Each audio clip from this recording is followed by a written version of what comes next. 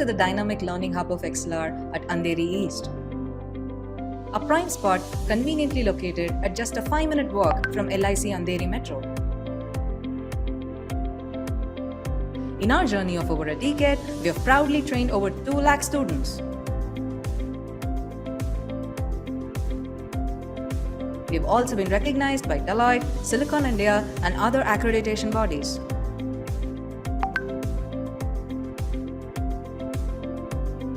Experience learning like never before in our spacious and comfortable classrooms.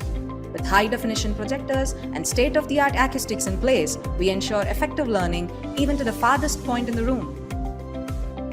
A hybrid mode is a game changer as you can enjoy the benefits of a live classroom from the comfort of your home.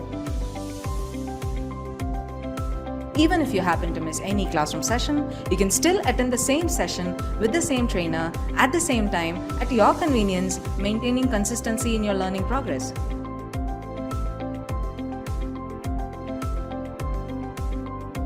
Want to get started?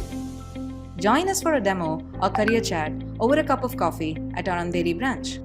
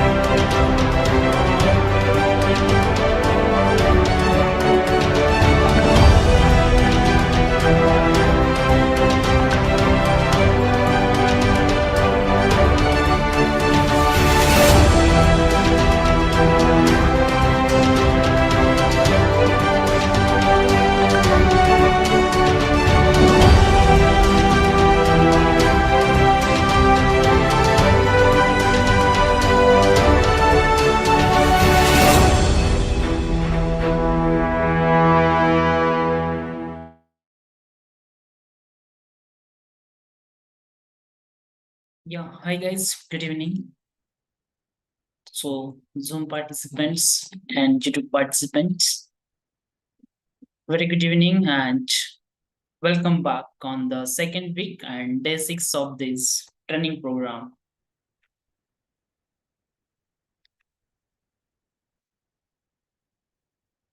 How many members created their portfolio of full stack development, guys?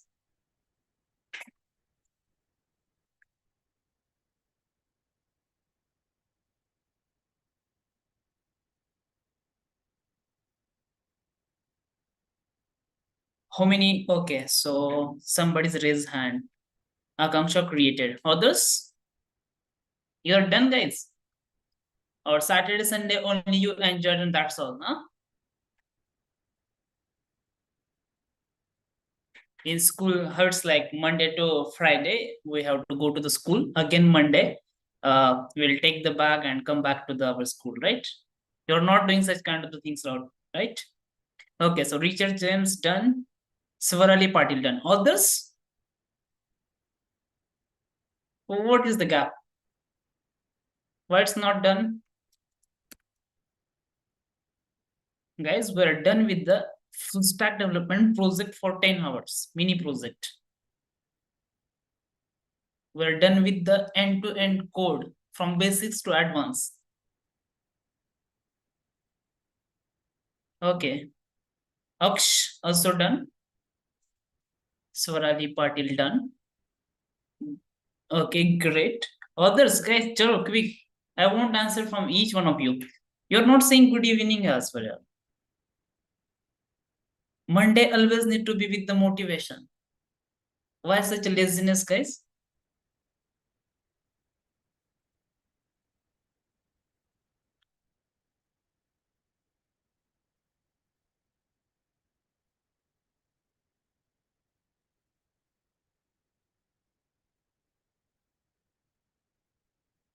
Hmm.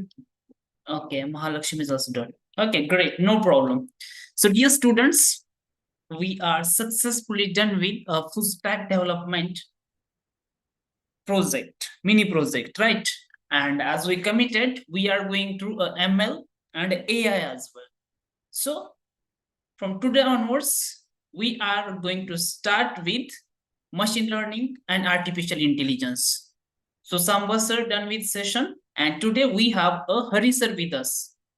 Hari sir have 8 years of experience, okay, as a data scientist. Currently, he's working as a data scientist in one of the MNC company, and he's skilled in NLP, machine learning, computer vision, Python, deep learning, statistics, generative AI, SQL, and the list goes on. And he will going to engage you for next 10 days, 20 hours on machine learning and artificial intelligence. And we are going to cover, like however we covered a project on FSD, so we'll cover few project and ML and AI as. Okay. So guys, all the best. And Hari sir, you can take it forward. Thank you. Hey, hi. Hello, everyone. Good evening. So, well, I mean, I didn't have any presentation for this particular session. Maybe for tomorrow, I will be able to bring some presentation with me. But what I would be able to give you is some information on why do we follow these sort of programs where we interact with students and make courses and mini projects such that they have a connect to the industry. So, well, to put it this way, usually what happens, so I think this is something which you might have heard many people saying again and again, is what happens in academia and what happens in industry. They actually are not, they don't go in the same way. So things happen different in academia and things happen different when it comes to a company. So the fundamental thing is in academia, research and innovation. So we were more looking into finding innovative solutions or finding novel ways in which you can solve your problems. So in business, you do the same, but there is one catch there. So you have something called as a cost. So that adds up a lot of things. So what we do usually is it is not just the sole project. That is like, what is the entire timeline for the project? Is it a viable project or not?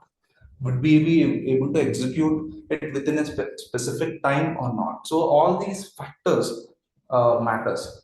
So let's take a typical example in the machine learning frameworks. So where let's say maybe let's think about the fraud detection or something like credit card transaction fraud detection and something like that. So what does a typical ML problem looks like? So you collect the data, and after that you clean the data, you do certain visualization, identify some relevant features and everything. So and you also tag the known variables there. I mean, let's say there is no that there's something fraudulent activity happened in the past for a given transaction that will form your label data. So usually when you deal with these kind of problems in an academic setting, more or less you would have access to a already collected data, but that doesn't happen in an industry specific sector. So what they do is something called as first hand data collection. So they do collect data on their own, and they have to clean it and they have to tag it, and post that they bring it into models.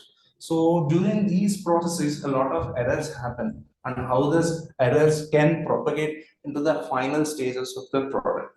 So these are some aspects which you need to look at.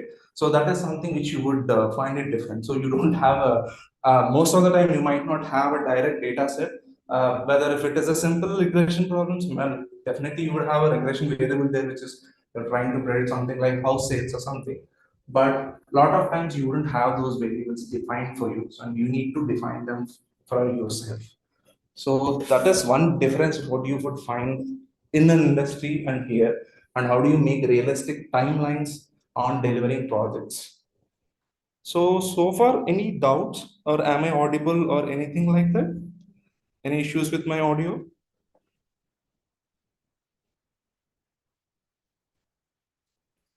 Okay. So I would like to know from your perspective, though. So what you people are interested in, NLP, computer vision, or anything across the lines of our classical ML problems like regression-based methods and something like that. You can chat. So AI, okay. So AI here stands for a colloquial term, like a lot of things we can say it's AI. So which area in AI, NLP and computer vision both? Shall we take both? Okay, so I got a response, but there's only, okay, two people responded yes. Yes, yes. That's great. That's great.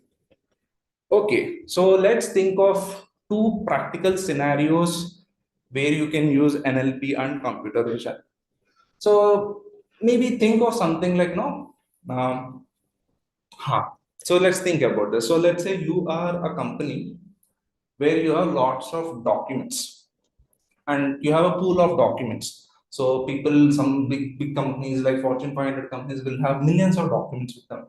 So they need to go through those data and identify the interesting elements in the data. Mainly like let's say if there is something of a contract. So what would be the point of interest in a contract? Who is the party? Party one, party two. When the contract is starting, when the contract is expiring. So all these important aspects are the key information. So people call that as a metadata for a given document. So a key information from which we can make something out of this document. And in fact, there will be teams where they will be getting all this data. So that happens earlier in a manual fashion or in something of a rule-based approach. So how can we approach those kind of problems being in AI and ML engineers? Is something we can think of. So in NLP, there are specifically two kinds of problems where you cover most. I mean, this is pre-Gen AI, I'm saying. So where you cover most of the NLP use cases, like 90% of your NLP use cases are primarily covered with these two. So one is your we call classification. So where classify. I mean, whether this is a relevant document or whether it belongs to a particular category or not. If there is a labeled document, if it is not labeled, you might want to group them. That is something called clustering. So how we can use NLP techniques. So someone said they are not able to understand anything. So am I going too fast, or is it too slow? Or any one of you from AI and ML backgrounds?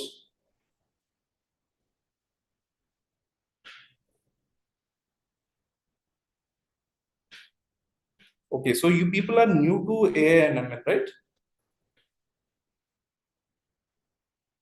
Okay, that makes sense. That makes sense. So sorry from my side.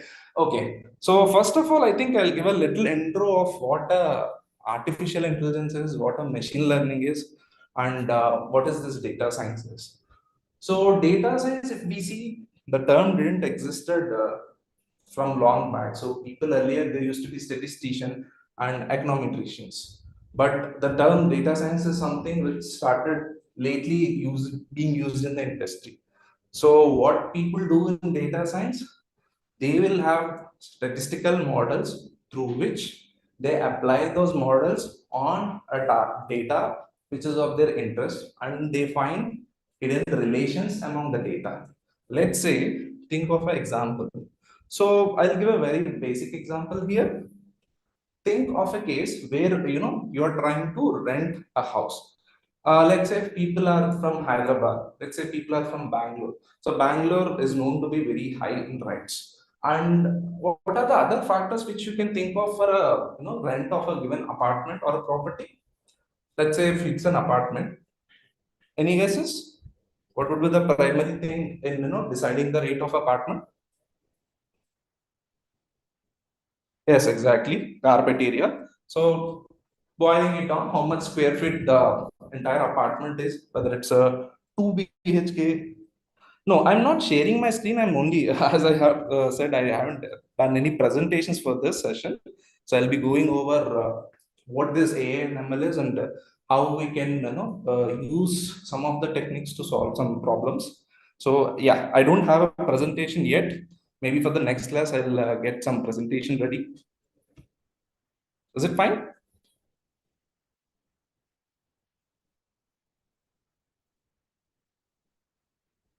Okay. Okay then. So coming back to our problem, so like you people said, there is carpet area, and like how many rooms are there?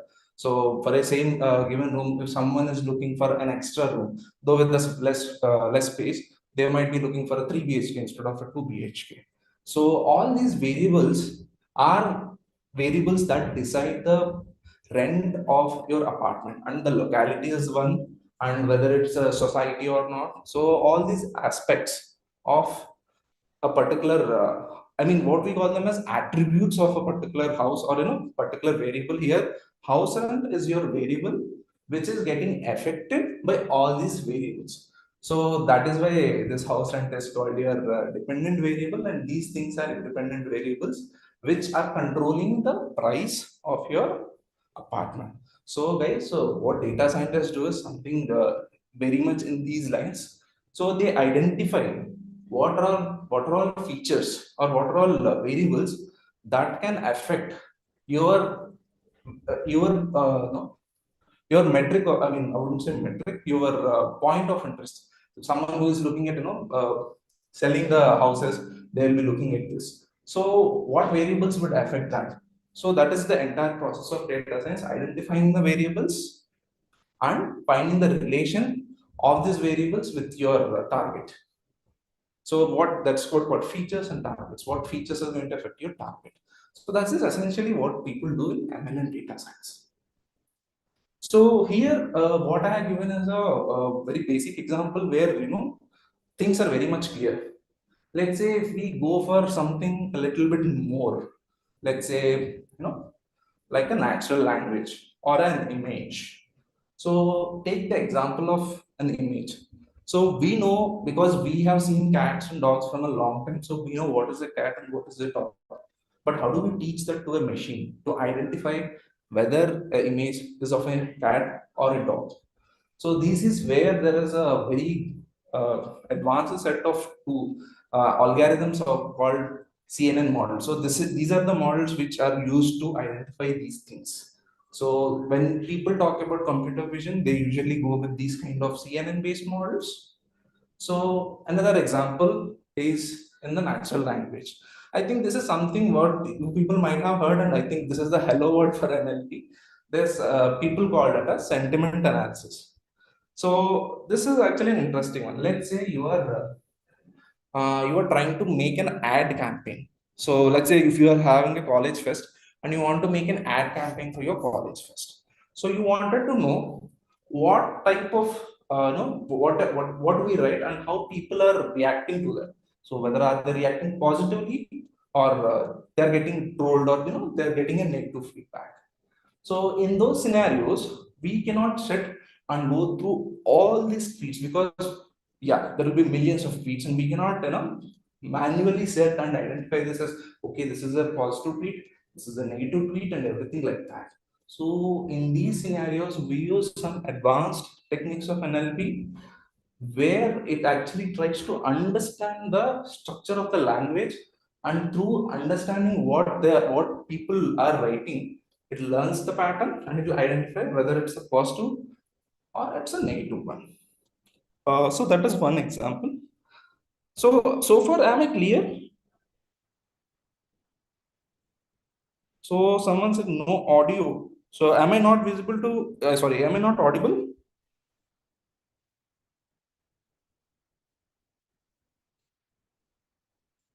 Okay, okay.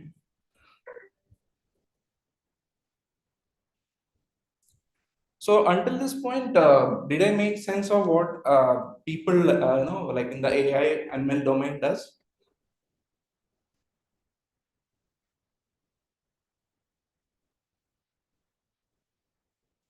Mhm. Okay, so that is a positive response, I would say. So one user commented, "Understood, sir." So if someone didn't like it, maybe they're saying I'm not getting anything or something like that. So that is how we understand, like whether it's a positive comment or a negative comment. The same way, we need to train the models to identify them. So that is the core aspect of any ML or data science project. So yeah, so I'm actually not showing anything. I mean, I'm not sharing my screen.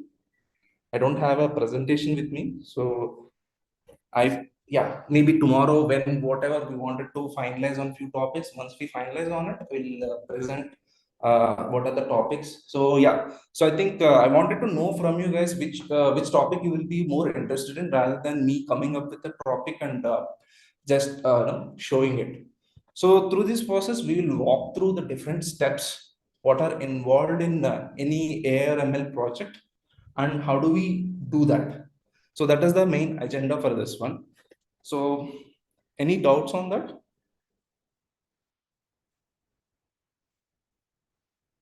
Yeah, AI topic. Yeah, yeah. These two. When people say AI, mainly they might be referring to one of natural language or computer vision because these things are something which you hear a lot. So how many of you know about ChatGPT?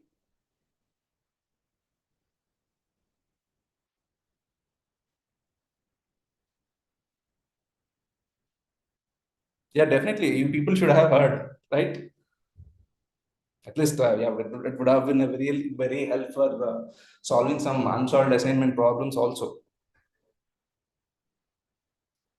So yes, so what is behind ChatGPT? So yeah, it falls in an area called generative AI. So the reason why it is called generative AI is because let's say if you are asking a question and it is giving you an answer and it is generating some text or it is generating some video or image or anything like that.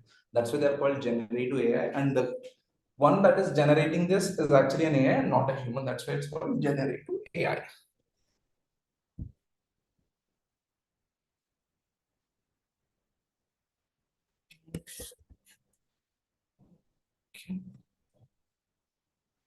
So give me 1 second.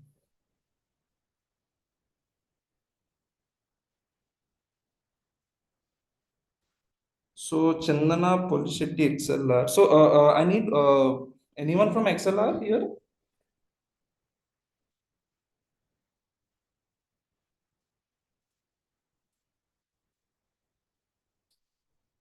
XLR team, I'm asking for XLR team.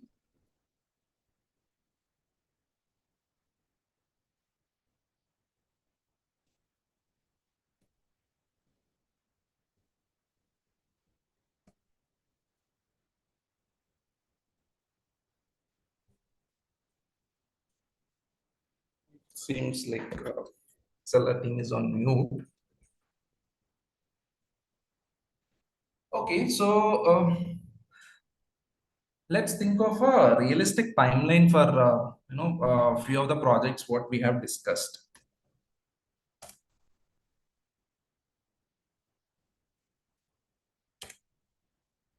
Guys, let me know when you can see my screen.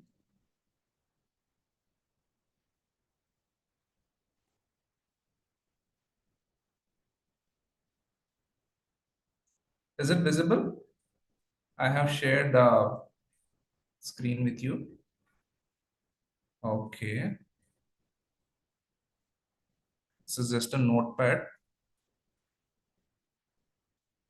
Just want to make sense of certain things. Okay.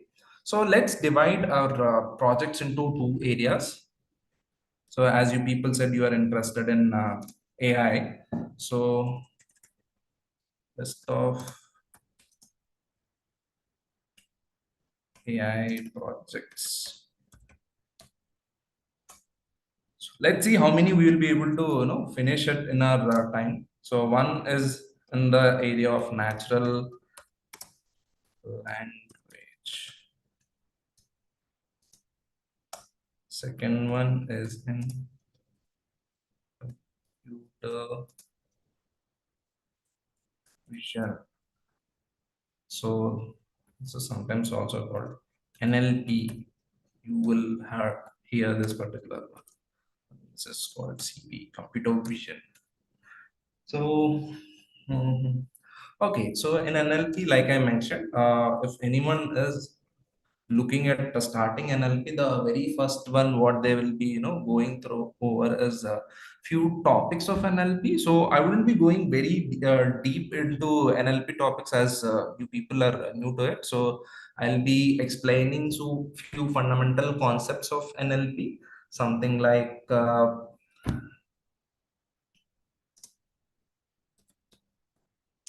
don't get worried. I'll explain everything in the due process.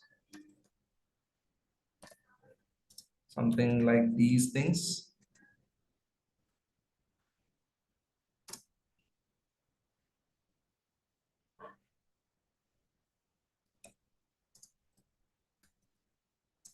And how we can use this in different settings to do a sentiment analysis.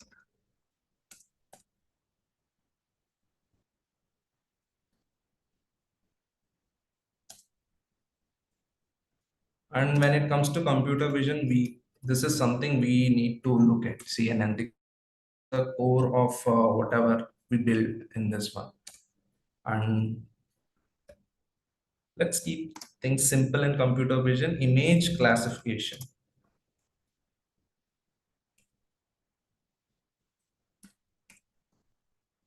So these would be our primary topics of interest, and no, we would go through a couple of things on what is this, and in order to understand this classification, so you people are not from AI/ML background, so some explanation of classification will be given. What is classification, and what are the different ways people try to classify things, and what are the different metrics involved in it, and whenever you are executing the project, what metrics should you use. So those are some things I'll be going over. I think that I would spend one class explaining what a classification is, and we'll be sticking primarily to classification because the scope would be more focused that way, and at the end of these sessions you would also feel like you have learned something, and you have applied.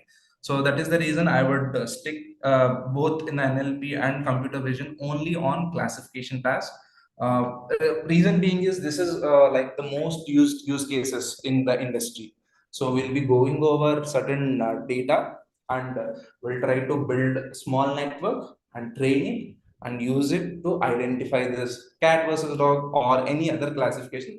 I'll try to find the data for cat versus dog. If I could find it, then fine. Otherwise, I'll go over something even more basic. That is, people call it amnist. So that's a very strange case.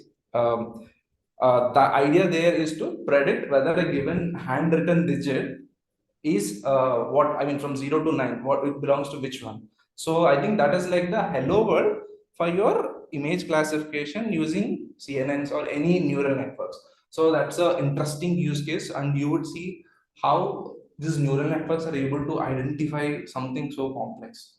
Because we might, when we see it, it looks simple, but for a machine, it is not very simple. So how we take an image and convert it into a class. So that's an interesting area which we can look at. And NLP, I think, yeah. So these are certain aspects which I cover, and from that we will try to analyze the sentiment of a given, tweet or something like that. Is it clear?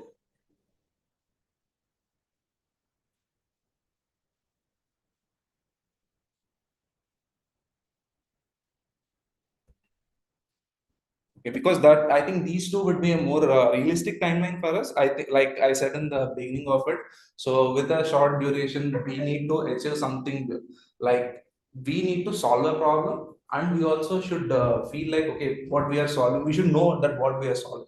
Instead of things going over my head, it is better we take a very simple use case and see how these systems work, AIML systems. So these two will be very beneficial, and based on the time and availability, we'll go a little bit deeper also. So anyone, how many of you are from Python background or any programming background as such?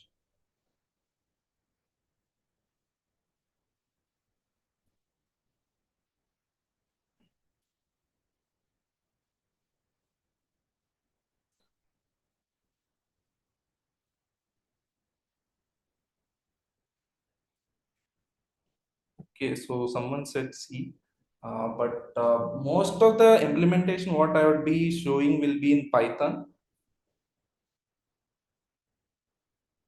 So I'll do one thing. So the entire coding for this exercise, I'll keep it very simple, and don't get if you see something a little bit more confusing, don't get carried away by what was written, because Python sounds like English. So the simple thing is, if someone wants to print hello world, you do what you say. So in the code you write print hello world. That's the way it works. So whatever you wanted to do, you write there, and it happens with Python. So you don't need to worry about the complex syntaxes. It is very easy to read. I mean, it is very simple. It looks like plain English, and you would learn it in a really short time. Yes, exactly. That's print hello world. That is the correct one. Yeah, I think learning stage of Python would be sufficient, because I think in this short time we won't be able to cover all the aspects of Python language. But Python is more like the de facto language for all your data science related things. So there are some other packages called R, which is used primarily from statisticians and all these people. But Python is something which is used across all aspects of data science, whether it is something in NLP, computer vision, or in your typical data science projects like regressions. Python is there. So it cannot be implemented in JavaScript or CPP. Unfortunately, no. I think we won't be able to do it with JavaScript or CPP. So CPP, the core libraries what we use are actually written in CPP, but the wrappers around things are written in Python. So you'd be interacting through Python API with your with your TensorFlow or a Keras framework.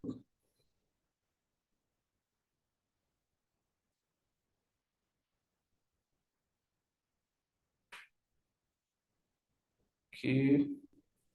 And I think from that point I'll keep the examples very simple. And have you guys heard about a library called Pandas?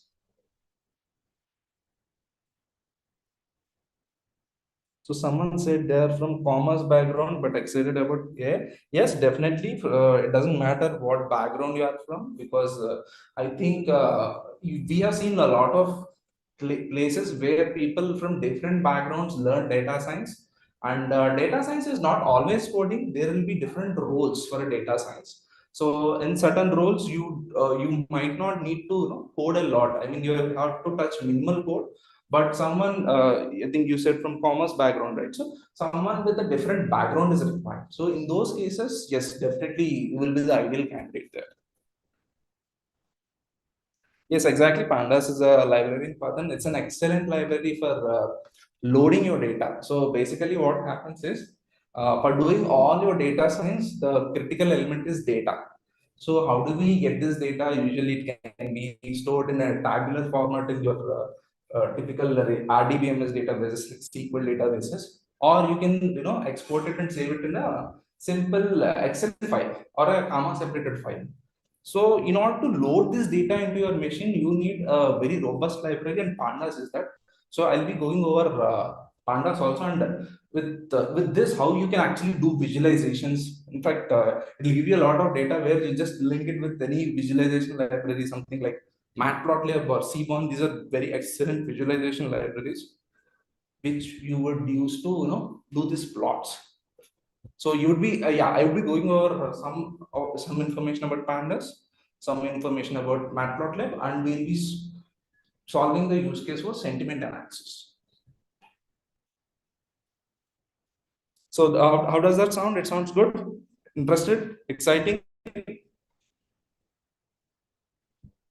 Good to hear.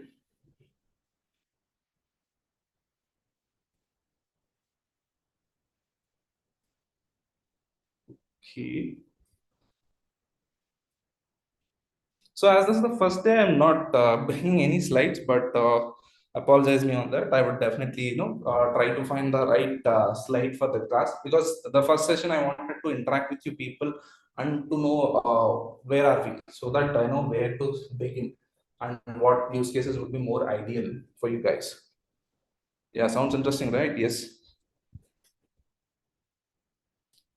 Okay. Let's do one thing. Let us take some 5 to 10 minutes of break, and let's get back. How does that sound?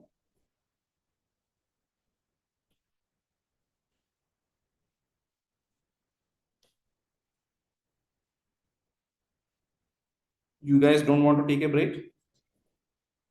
Taking breaks is actually good. Like 40 minutes is usually the period where someone will lose interest. Usually, that is the reason we take this 40 to 45-minute breaks. So no, you don't want any breaks.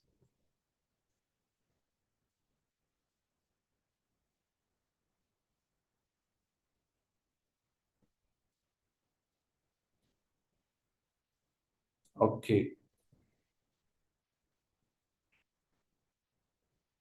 Okay. So no.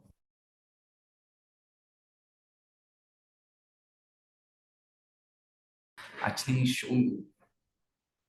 Give me a second, guys. I'll find some really good exercise where we can actually use.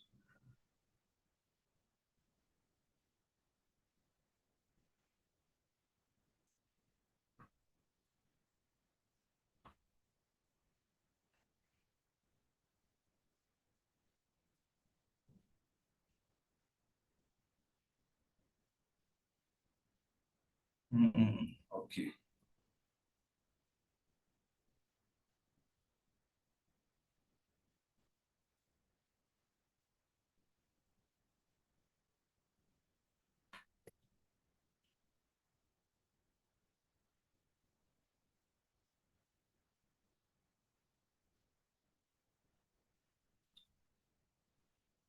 Okay, so I think we do have some time. So maybe I think I'll cover some basics of Python, because I think from the next class onwards, it will be a little bit more easy for you guys. How does that sound?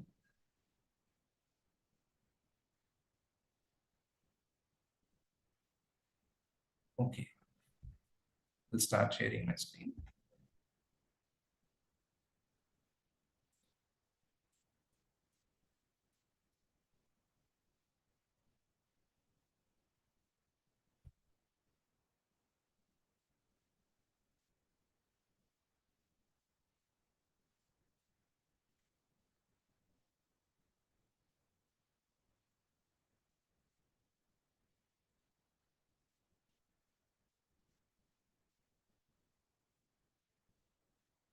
one second. I think I'm trying to share this screen, but it is not.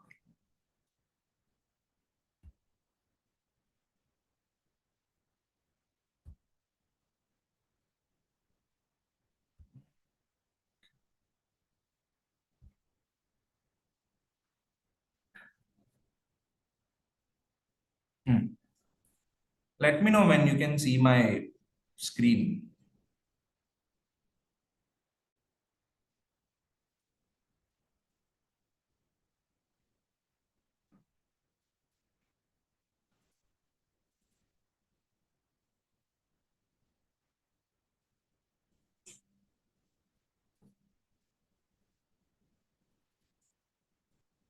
Okay, so we have a couple of queries. What are the scopes and requirements in this fields? This field. Yes. So in general, what is expected out of a AI or ML engineer or a data scientist is definitely. I mean, you should have hands-on experience with Python or something like R. So I would primarily recommend, even if you do know R, I would recommend learning Python because it is a more general purpose programming language. So the second thing is some of the basics of mathematics, which you people might have covered in your courses, because I think statistics basics like mean, median, and what is this, this normal distribution, central limit theorems. So you don't need to know in detail about the theorems and all, but understand the assumptions and these factors, along with some touch of your projects in any one of these areas, because I think you study a lot, but when you apply it, you try to see the practical difficulties. So it's like learning by doing is something that is required. So yes, definitely Python is something I would say it is a must, because it will definitely help you if you are looking in a going in this field. And yeah, if anything like SQL is there, that will also help you. So I think XLR has a couple of things in this area where it will make you ready to attack problems on AI and ML. So yeah, it can definitely help you.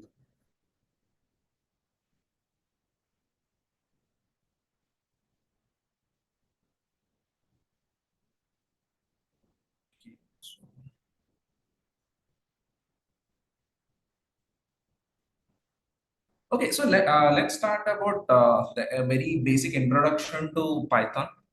So a little brief about Python. So I think the Python programming language is developed by this particular man called Udo von Rossmann. So what is Python? So it's a very high level language, and it is actually a general purpose language. So you can use it for anything. So from let's say from web development and data science, a lot of areas you can cover. And it is known, like I mentioned, it is known for its easy to read, and in fact the code. Whenever you write the code, you use something called as indentation, which makes your code automatically beautiful. So I think the author is more interested in symmetry and easy to explain things. So that is the reason he made sure that these things are present. So like I mentioned, it is versatile, and you can use it in a lot of areas. And there's one really interesting aspect of it, which is it is dynamic typing. So do you guys know what is static typing and dynamic typing?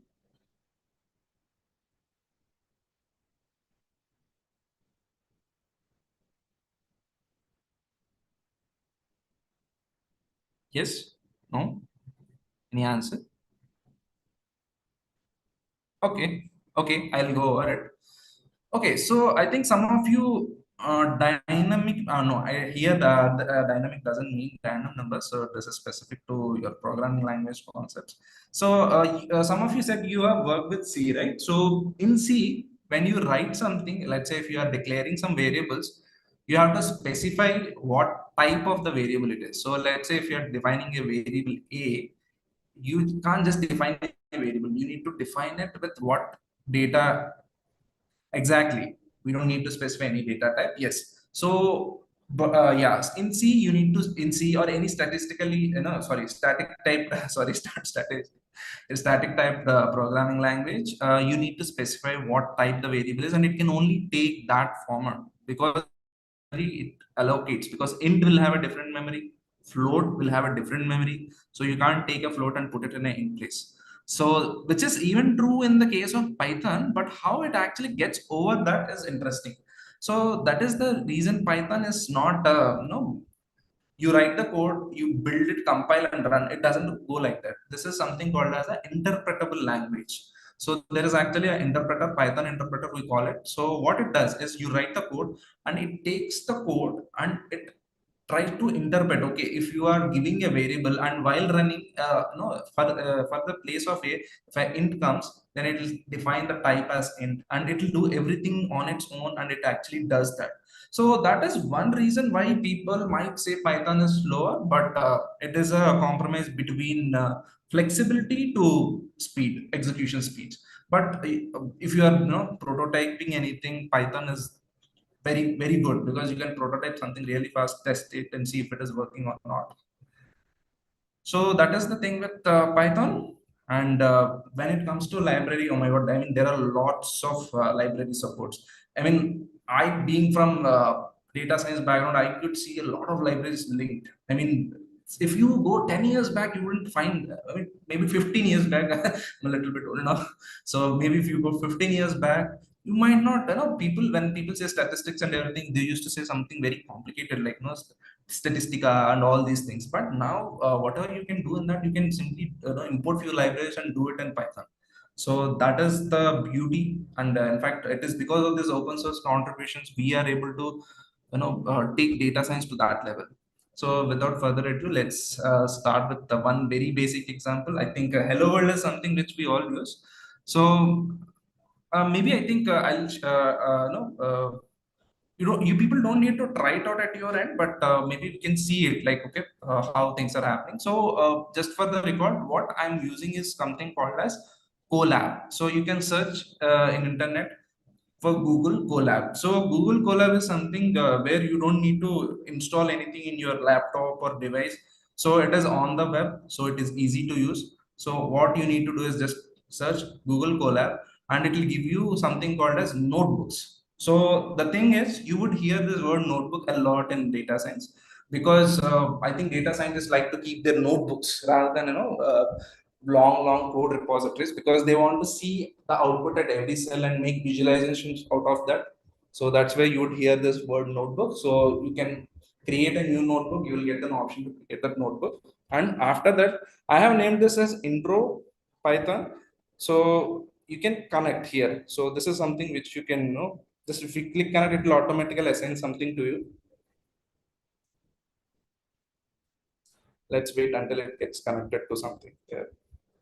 And let's run our hello world.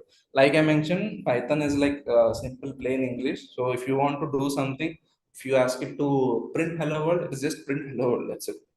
So I'll go over these this quotes.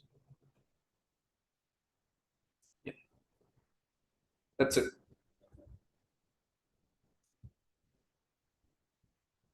So I think whenever we start any language, it is important to understand what are the different data types. Though it is dynamically typed, it is interesting to know, like, what is this. So this is what I was saying. So I mentioned a is equal to one, so I didn't have to mention anything as a. I mean, what is the type of a? And even if you see 0.05, this is a float or a decimal, I didn't mention anything here. It automatically detects that. And here, this is a complex number, 1 plus 2i. So here I is used a lot. That's why people use J as a notation for complex number, but we wouldn't use any of the complex numbers in any of the use cases what we have. So if I just simply run that, you would see it automatically detected A, because one, what we are writing is an integer. It doesn't have a decimal point. So it automatically picked as A, let's say, and 0.05 picked as a float or a decimal one. So if I do something like this, can you expect what this output would be? Anyone?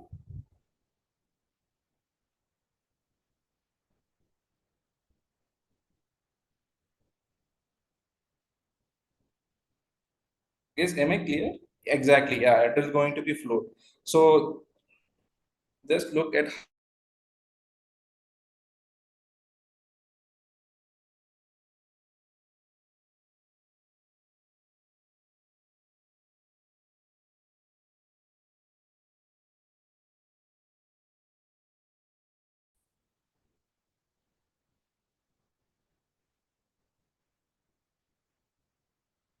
okay, give me a second.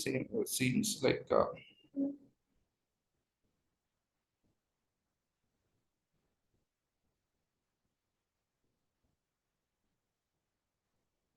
yeah.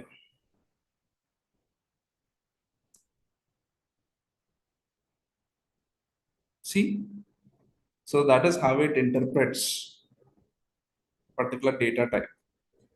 So types of data, we don't actually called character. We don't have something called character in Python. We actually call everything as string. So anything related to text, we call them strings.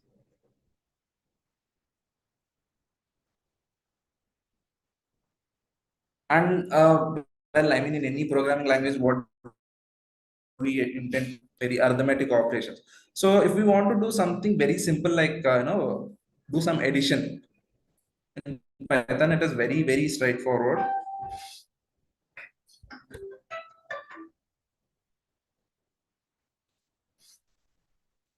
So let's say if 3 plus 2 is equal to 5, we actually don't need to do anything. If we just do this, it will just give us output 5. So Python is that easy to use. And in fact, if I want to declare something, so if I say that I'm using two variables A and B, and I want to find out what their sum is going to be, I just simply have to write A plus B. And like I mentioned, it is a language which interprets. So if A is an integer and B is an integer, adding two integers will always yield something called integer only. So if we run this, see how things work here. See, just these two numbers, A is equal to 3 and B is equal to 2. So if I want to add, in addition, it yields something called integer only. If we do subtraction, so subtraction is something that you can think of inverse of addition. So internally they do compute the same, but only thing is instead of adding 3, I mean subtracting 2 from 3, it'll add minus 2 to 3 and it computes that way. Whereas multiplication, again, it is also the same way, because as these two are integers, you would get an integer. But division on the other hand is slightly different. So when you divide 3 with 2, the output is going to be a float. Reason being is you would actually get a floating point value there. So these are some examples what I can share you guys. So far, how do you feel like things are clear, or am I? Do you feel like I'm going a little bit faster, or feel like there is some gap?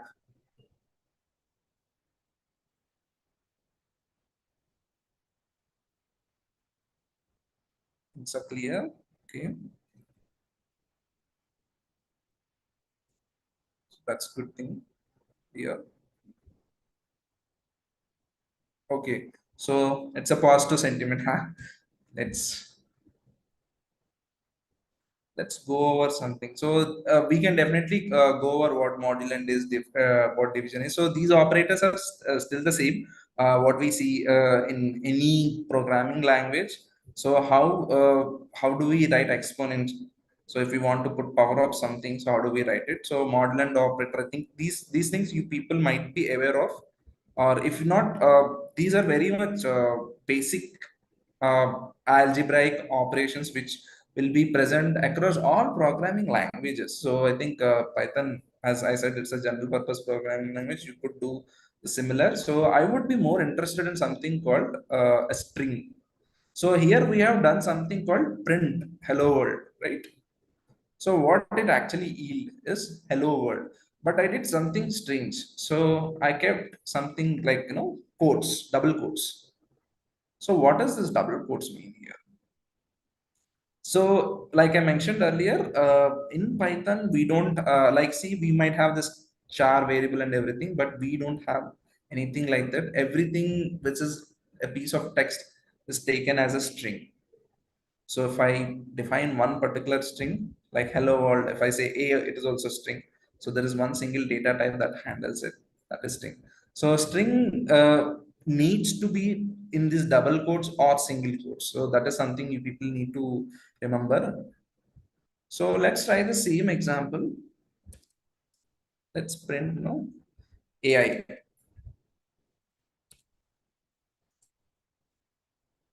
So let's make some mistake and let's only use a single quote. Would this run?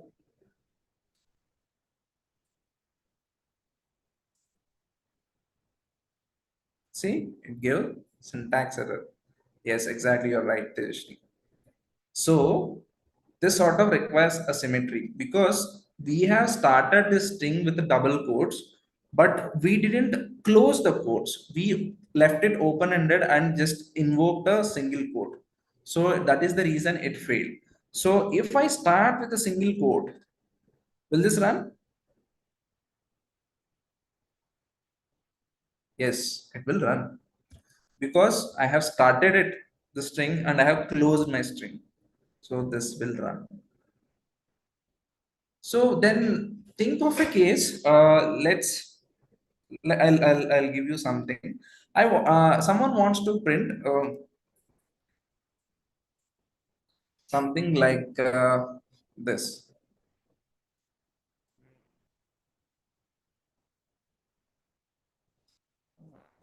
Okay,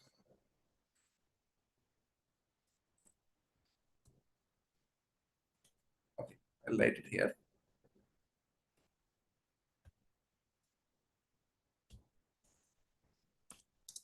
So Apple share. So here, what I meant by Apple is actually the Apple company.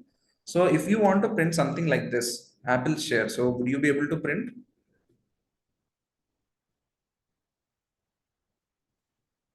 Yes, we can print. So there is a trick for that. So you start with double quotes. Use this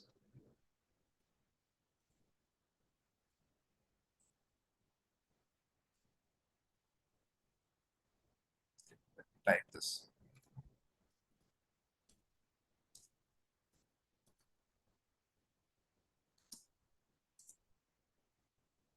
See, because if we try to do the same with single quotes, we won't be able to do this because the moment we invoke this single quote, it ends your string, and whatever comes next again is out of the bounds.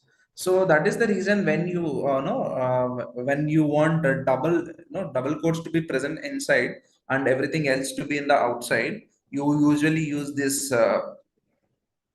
sort of technique. So these are something called string manipulations. You can try these things out and experiment. I would actually encourage you guys to experiment. And the reason why I'm going over strings is because we wanted to solve some of the NLP cases, and for that we need to understand what a string is and how we can clean our strings. So usually sometimes you have very weird characters, so you need to identify those patterns and remove that. So for that we need to understand what is a string and how it works. So that is the reason I wanted to go. So the following example is actually for that. So someone asked NLP. I quite didn't get the query. Okay, anyway, let's move on. The time being. Yes. So this is an example where you can use multiple quotes to understand about your strings. See, I have used a single quote here. I have used a double quote with a single quote word hello world, and you can see hello world. These two are coming because it started with a double quote. So this sort of takes the precedence here. Okay, so what is NLP? NLP stands for Natural Language Processing. So it is the short form. So I'm I'm very much used to calling it NLP, but NLP stands for Natural Language Processing. Is it clear?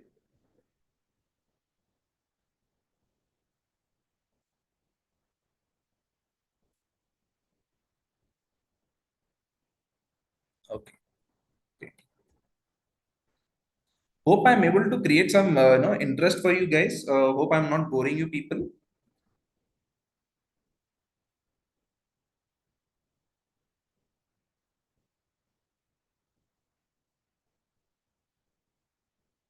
Okay, so now we have a mixed review. Okay, that's good. So, anything you feel like, is it repetitive?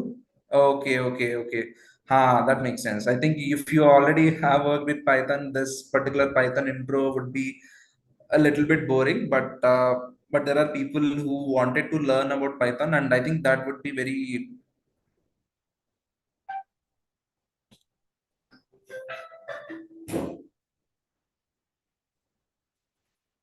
okay. So how many of you people want to continue with Python, or how many of you want to move to a little bit of AIML topics?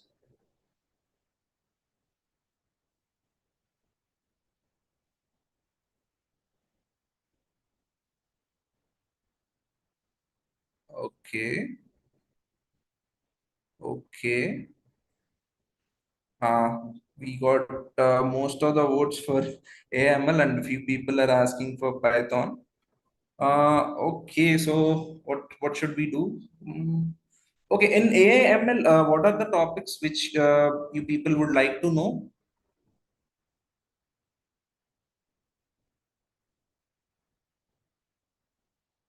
Mm-hmm. Algorithm, someone, panda, someone, basic, someone, numpy. So yeah, definitely. I think this is not going to be our final class. So this is just a first intro class. So in the next class, we'll definitely go over the topics like what is regression and what to do with something like pandas and everything like that. So definitely. So don't feel demotivated because this is your first class and there are 10 days we are going to be going. So definitely what you ask for AIML will be covered in the next sessions.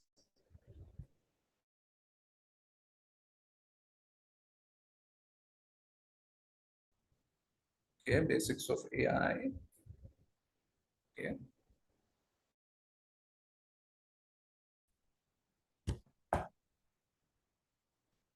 Well, XG boost. Someone said XG boost. So before jumping to XG boost, I think there will be other topics we would definitely like to know. So, how many people have actually worked on anything of linear regression problems and logistic regression problems?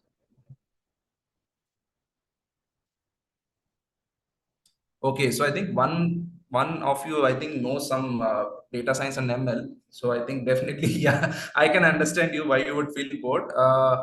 True, but I think for the sake of others, we might have to like hold for some time. Yes. So someone said they're very new to it. Okay. Okay. Okay, then so what shall we do? So should we move to something very simple like a regression problem?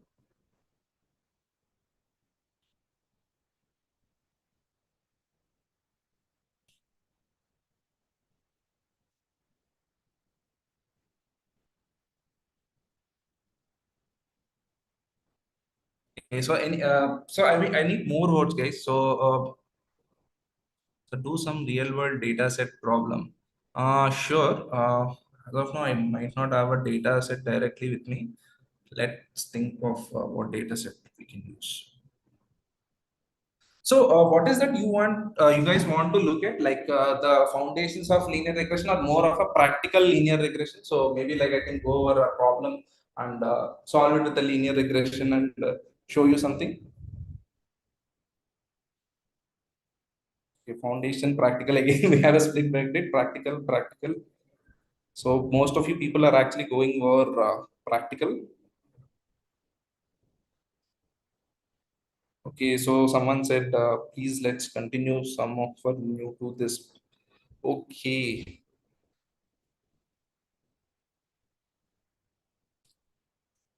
Okay, retrieving data from an API and then converting it into a tabular formula. I think that I don't think we will be able to cover, Harsh. that would be too advanced for people who are very basic to Python.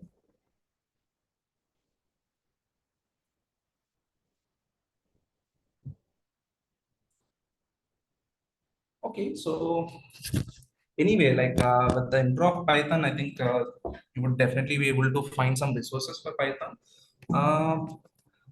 Let's do one thing. Let me give me some 5 minutes. I'll find a regression problem, a data set, or data where I can load the data. Okay, how does that find? I mean, how does that sound? Like we can take a 5 minutes break here, and by the time you guys came back, I'll have some data set with me, so we can use that.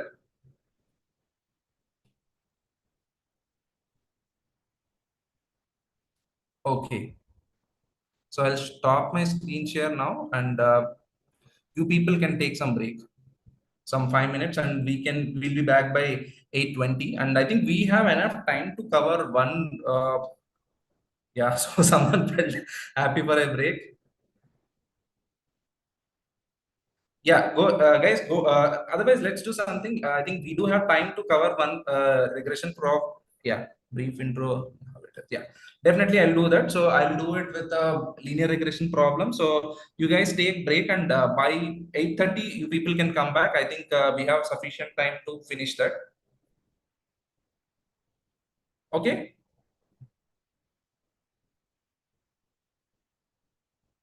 Okay. So I'll go on mute.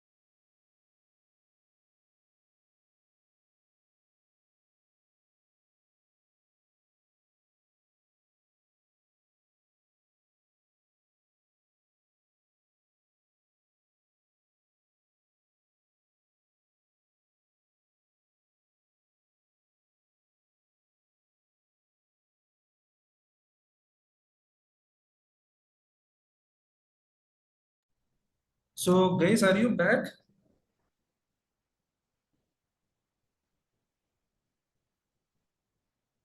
Hello? Yeah. Okay. Okay, so without further, I think I've taken a little bit longer. Yeah, so I was actually trying to create one small use case here itself. Let's go over that, and I think that will give us a better idea. So, let me know when you people can see my screen.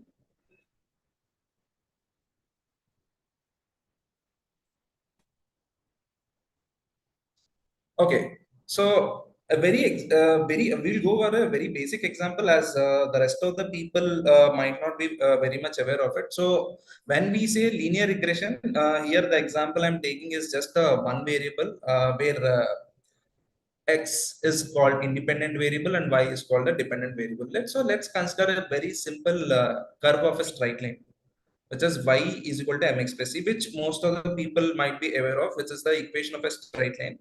So I'm disclosing this particular part earlier that I will be considering something called as 5x plus 0 as my linear equation, and I am creating this data based on that, but the model in the background doesn't know that this value is 5. So what we are trying to do is to uncover that value from the given data. So if I directly give my x and y as these values, it wouldn't add much of a thing, right? Because it is like direct multiplication. So instead of directly giving y, which is a multiplication of this one, so if we see 1 into 5, 2 into 5, 3 into 5, I'll be defining something called y1. So y1 takes values with a small random error. So I have taken 0.5 as the random error. So you can actually see these things. So instead of 5, I'm taking 4.5. Instead of 10, I'm taking 10.5. And instead of 30, I'm taking 30.5, and 25, 24.5. So these values are not exact. So someone who doesn't know the equation behind will not be able to figure it out. So, like I mentioned in data science, we uncover hidden insight. So, with this technique called linear regression, we are uncovering this variable five. I mean, this is hidden, which we don't know, and we are trying to uncover with linear regression. So, just to see how this data looks like, I have made a simple plot using a library called matplotlib. So, if I run this, you would see something like this. It's a plot. So what we are trying to predict is this blue colored straight line which is going through your data. So if you see this, your data is not falling on the line and your line goes in between these data points, right? So this is what we're trying to figure out. So this is called as the hidden data. So if we actually see, if you don't know this equation, and if we don't know that there, this equation of 5x, then what the model will see is only these data, these random points. So I think it won't be able to figure out that there is a straight line going through that. So the idea here is, how does a model can detect this one? So for this, we use a class called linear regression. So there is a library called scikit-learn. The reason I don't want to implement something like OLS regression is OLS regression will have something called as coefficient of regression, which by formula is the ratio of your covariance to the variance of your dependent variable. So it's a mouthful, right? So it confuses you. So I thought of ignoring those things and use something called as linear regression for scikit-learn. So this implements it in a slightly different way, but end of the day, it is the same. So what it will try to do is, let me see if I can use some of the annotation. Okay. Yes. So it uses in the background, it uses a very interesting algorithm. What it does is, let's say if you have nothing and our target is to, yes, ONS is ordinary least square measure. So this one, I mean, in OLS we have a very fixed formula which will be used. But the thing here is, we don't want to use a formula to calculate. Instead, we want the algorithm to compute. So how does this algorithm think? So if we were, how we would think? Let's say I have no idea and I'm plotting something like this. So assume this is a straight line. So is this line ideal, guys? No, right? Because it is not at all covering these data points. So how do we measure this? This we measure is something called as sum of squared error, which is nothing but how far this point is from your line. So this is the line or initial guess, that is what we call. So I'm taking an initial guess of my slope being 0 and I'm plotting something horizontal to x-axis. So if I these points are having this much big errors,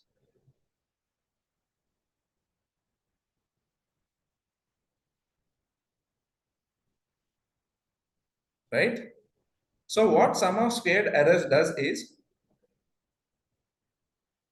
if you look at this value, give me a second. If you look at this value, whatever length from this point to this point is there, this is your error for this particular data point, because we have predicted this value, but the actual data point is this one. So whatever gap from this to this is called the error. No, we are not going for root mean.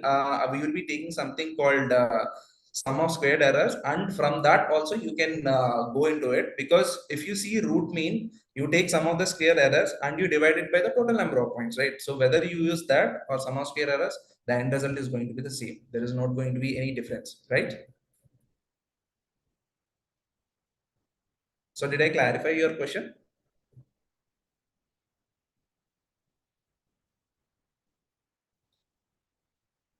So this is the length. I mean, this is how far your point is from this prediction. So square this value, you get something called sum of squared error. So you add all these squared errors and it gives you a very big number called sum of squares. So that with the horizontal line, it looks very big. So what the model will try to do is, it defines something called as a loss. So like I think Harsh mentioned, the most common thing what people use here is called mean squared error. But for simplicity's sake, I'm not using mean squared error, because again it looks a little bit clumsy, but it's essentially like you will take the error, take square of that, and take, I mean, square root of it, and you do the computation. But even if you don't do that, even with this, the example should work, because we define something called as a loss. So what is our loss here? Sum of all these values, right? So what the algorithm here tries to solve is, it will take this loss and it will see that if it could just rotate it by some degree, how much it is going to get, I mean, how much loss it is going to reduce. So let's say instead of this, let me pick one different color. So let's say it rotated with some degree theta, and now with that it was able to identify something like this. So this line is much closer to this point, isn't it? Are you guys clear on this? So what it will try to do is, we will give it a parameter such that it rotates and it checks how far it reduced the error. So if you see here, it is almost close, and here the error is cut by half. So in this case, now our new error is this one.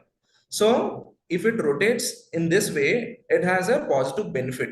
So your total error got minimized or reduced.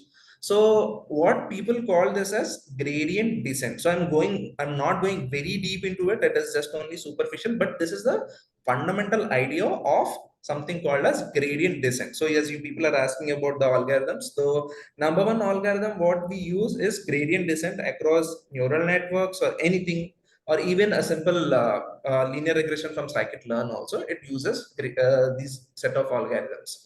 So the idea here is to rotate it to the point until it comes closer to this point. Sorry.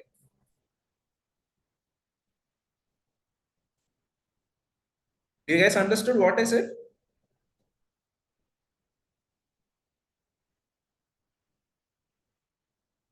Okay.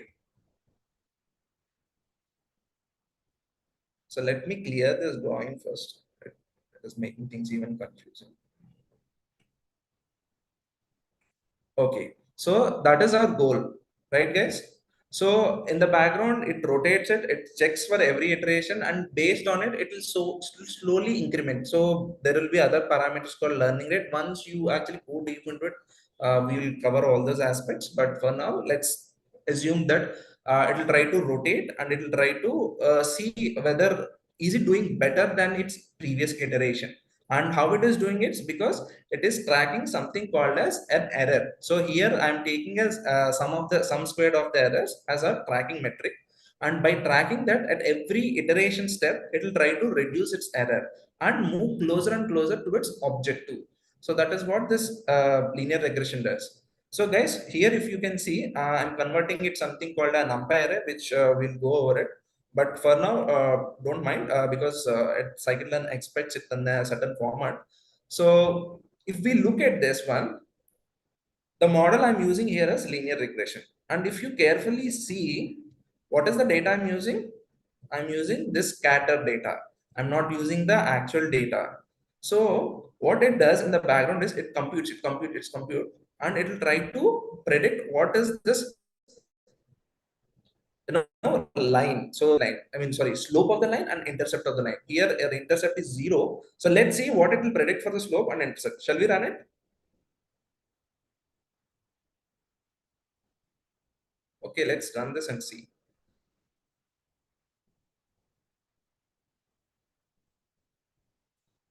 Okay.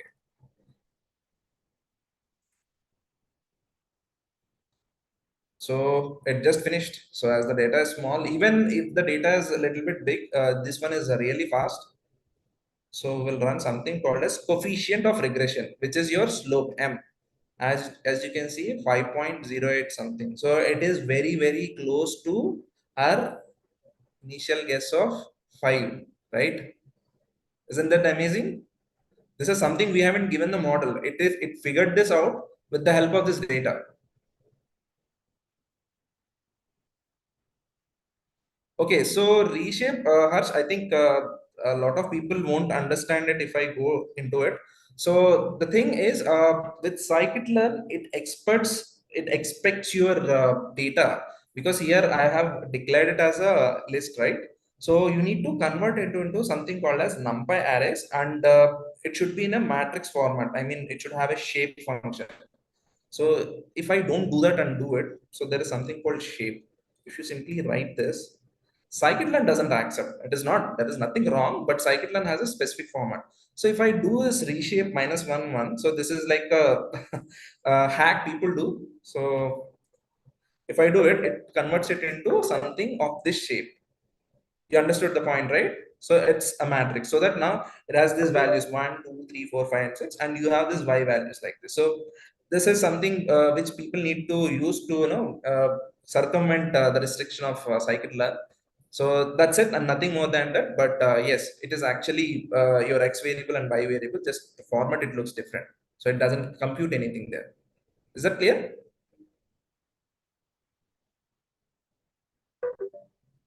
Okay, so our intercept is 0. Let's see what it did with our intercept. So is it able to find some intercept, or if you could see negative 0.29 or 0.3, it is close to 0, right? So if we plot this, we would get something like, yeah, let's try and plot this one. I think that should be good. We call this y spread is equal to 5.08. So as I said, it is mx plus c 86. Let's make it a little bit into my x plus my coefficient, which is minus 0.3. So to run this one, let's do a simple for, of course it is not required, but I wanted to show you something which is very basic here. So let's see how it actually perform.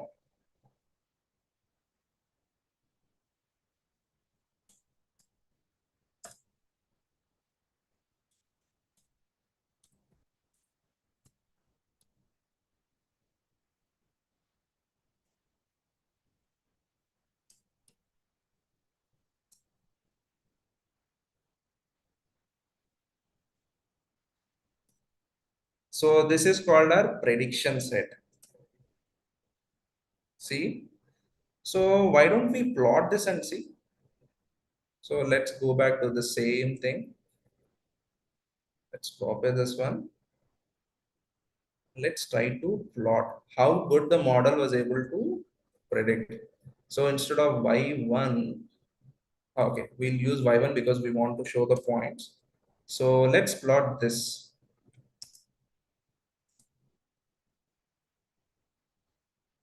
Isn't this amazing, guys? We haven't given it any information regarding our intercept or slope, but with just the data, it was able to predict this.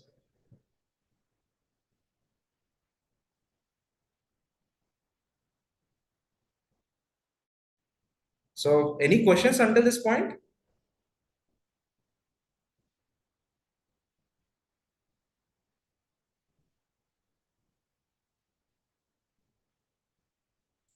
So yeah, apart from us, any how many people are actually understanding what I just said? Maybe I might have jumped a little bit into linear regression.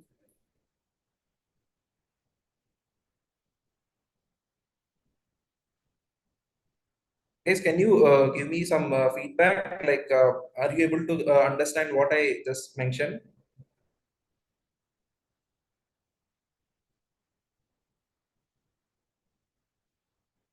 Okay, Naik one. So little bit. Okay, okay. So Vicky or Vikas, Vicky, yeah. So Vikas, any confusion?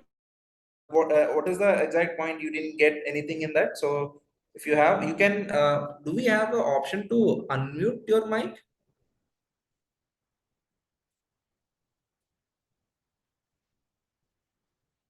Yes, Srihari, I did it. If they want, they can talk. Yes. Yeah, you can go ahead, Vikas. You can ask what you didn't get, and maybe I'll try to explain what I missed. Sir, Yeah. Okay. Okay. Yeah, that's so fine. You can continue that way. Yes. Go ahead. Go ahead.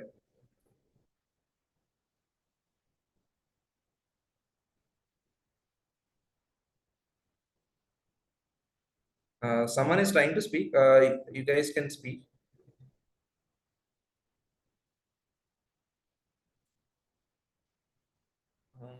Okay. Okay, that is the reason I was not jumping directly into the concept, but you guys wanted to understand what AI and ML is. So I just wanted to give you a little. So I have said something. It's like a bit fast.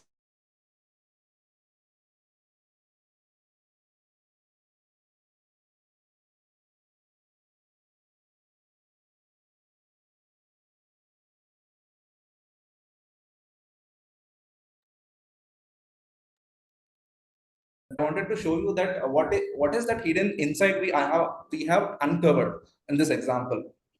So that is the reason I wanted to show you this example. So that's what I was thinking, like how would I make it more engaging?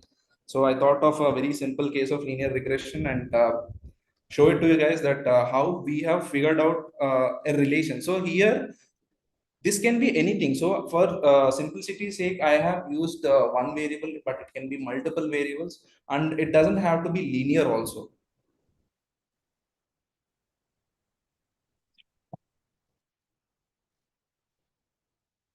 Okay, what is linear regression? Yes. So we'll go over these topics a little bit more in detail in my coming classes because this session is almost about to end. So yeah,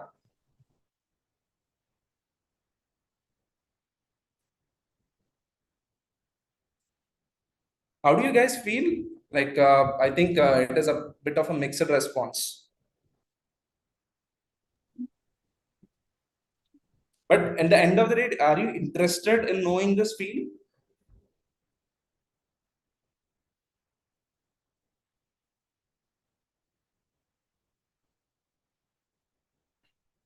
That's great. Okay, at least I didn't break your interest in the field. So I think hopefully I did. I didn't make a terrible choice there.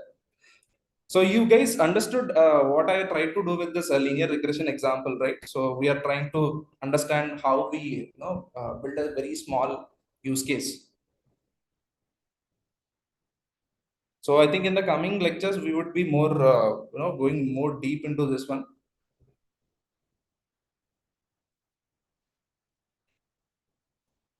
So any more questions?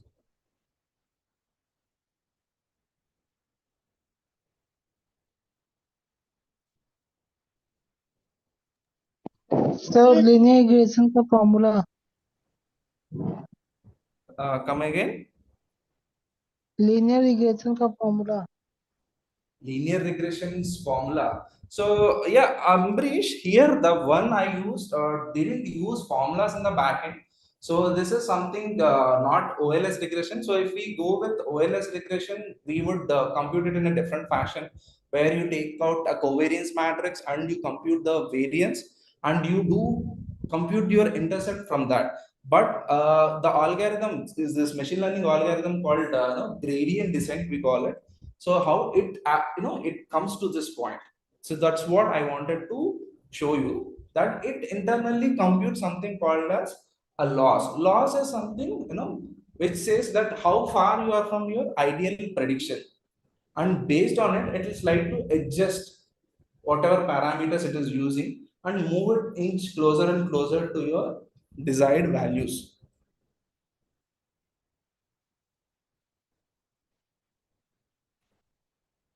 Okay, so what Matplotlib can do? So Matplotlib is actually a very good visualization tool. You can plot using Matplotlib. So like you have seen in this example, I've used Matplotlib to plot some data points, and you can plot a lot of things like points, straight lines, and a lot of stuff.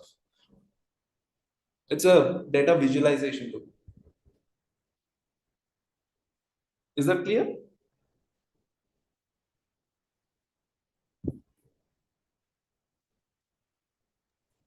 Yes sir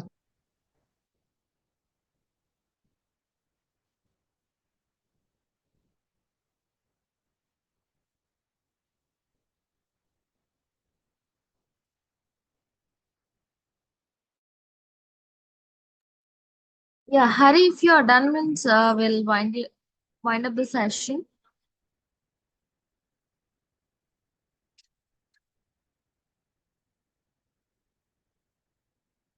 Hari, am I audible?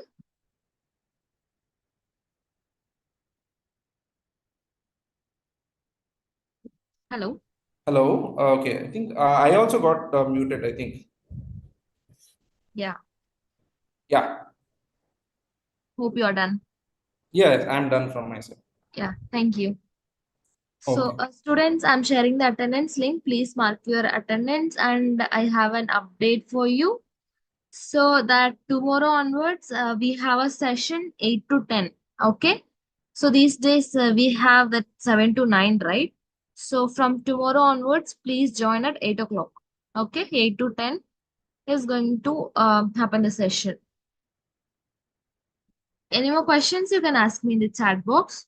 So what about Salesforce certificate? Yeah. By this week, you will receive it. And this week. Okay. Um,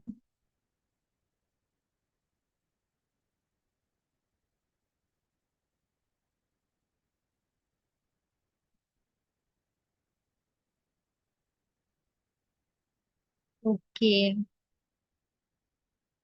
So regarding LMS, you can ask me any questions or else we'll wind it up. If you don't have any questions, you can leave the session.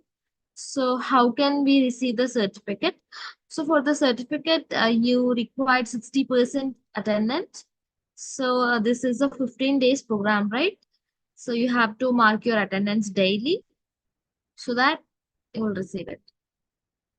Okay. So minimum you have to mark 9 days. Sure, Menaka. We will upload that. So 8 to 10 for tomorrow only or for all 15 days. So 8 to 10, remaining all days, we are following 8 to 10. Okay. Yes. Tomorrow timing is 8 to 10.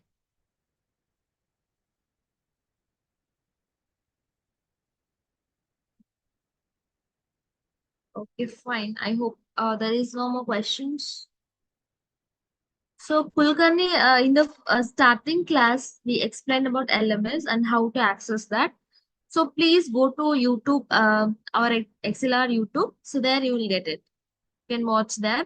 You can access it. Is there exam on the last date? Mujita, we will update on that. Okay.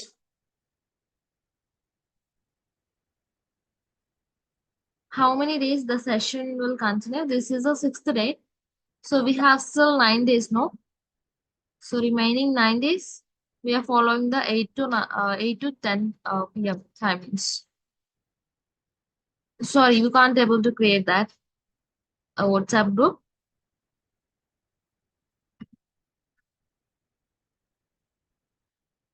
No, Verma, it's not possible because we have a request. So we fixed it. So 8 to 10 is the time. Okay, we can't change that. Please join.